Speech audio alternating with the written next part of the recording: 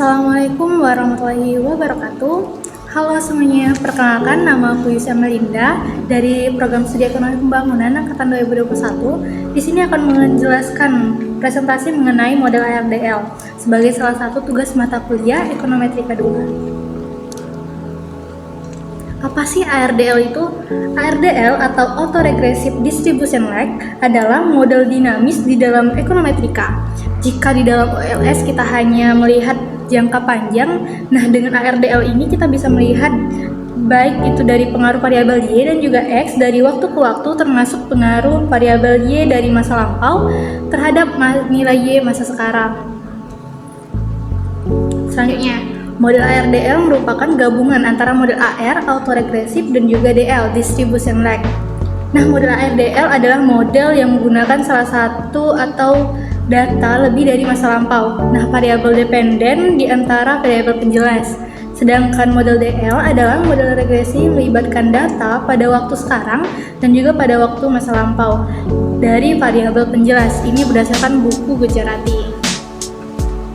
Selanjutnya, apa sih keunggulan dari model ARDL ini? Yaitu yang pertama, model ARDL itu tidak mementingkan tingkat stasioner data. Jika pada model VAR ataupun PECM itu mengharuskan stasioner pada order yang sama, meski begitu ARDL tidak bisa digunakan jika data stasioner itu berada pada second difference.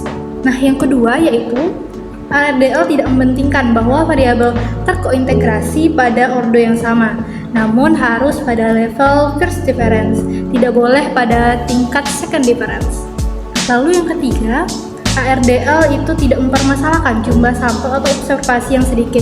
Jadi walaupun hanya 10 tahun itu sudah mencukupi, jadi tidak bermasalah untuk model ARDL ini.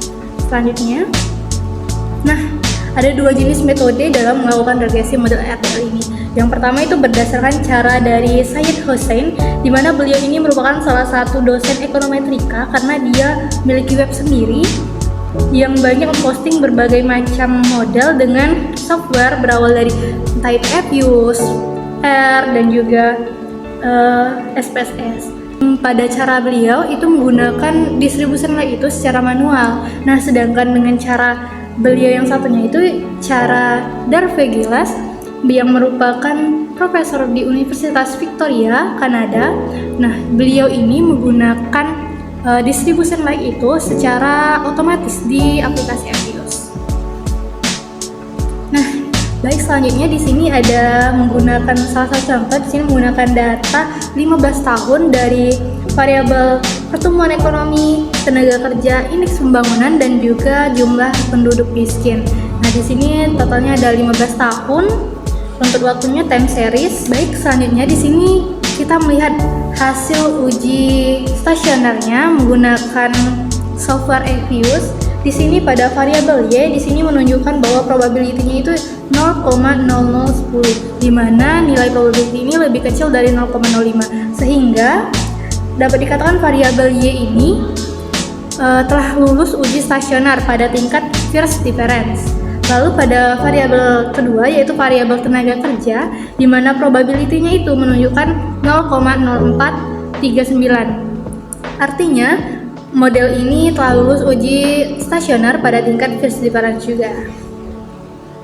Lalu selanjutnya ada variabel yang ketiga, di mana variabel indeks pembangunan manusia menunjukkan probability yaitu 0,0116. Di mana ini juga lebih kecil dari 0,5, sehingga dapat dikatakan telah lulus uji stasioner pada tingkat first difference. Jadi tidak perlu untuk melanjutkan ke tingkat second difference, karena pada model ARDL ini tidak memperbolehkan untuk pada tingkat second difference. Lalu ada variabel terakhir yaitu variabel tingkat kemiskinan, di mana probability-nya itu juga menunjukkan 0,0003. Di mana hal ini juga menunjukkan bahwa data variabel kemiskinan ini juga stasioner pada tingkat first difference.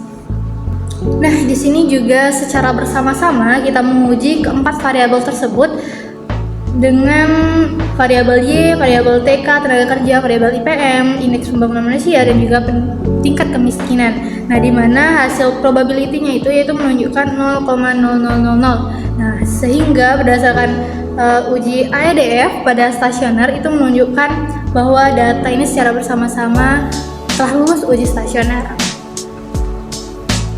Oke, di sini selanjutnya kita akan melakukan pengujian terhadap uji Johans, di mana hasilnya itu menunjukkan bahwa probability-nya itu 0,2472, lalu 0,1745, lalu 0,2983, lalu 0,7269, di mana nilai probability ini lebih besar dari 0,05. Artinya berdasarkan uji Johans ini tidak terjadi kointegrasi. Jadi keempat variabel ini telah lulus uji Johans sehingga dapat dikatakan tidak terjadi kointegrasi antar variabel.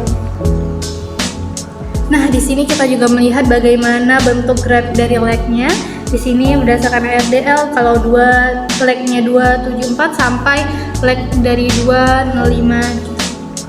Selanjutnya, nah di sini kita juga melakukan pengujian asumsi klasik, di mana berdasarkan uji normalitas di situ menunjukkan bahwa nilai probability-nya itu adalah 0,001006, sehingga uji normalitas pada keempat variabel itu telah lulus uji normalitas.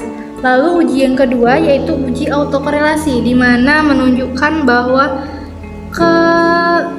probability square-nya itu menunjukkan bahwa 0,8092. Di sini telah menunjukkan bahwa telah lulus uji autokorelasi.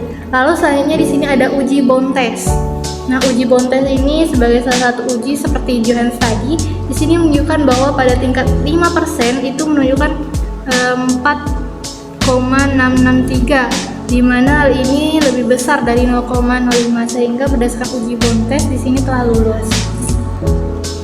Nah, di sini kita juga melihat bagaimana sih grafik dari kusum dan juga kusum kiri. Sini ada kusum melihat grafiknya itu di mana hal ini sejalan dengan garis tengah.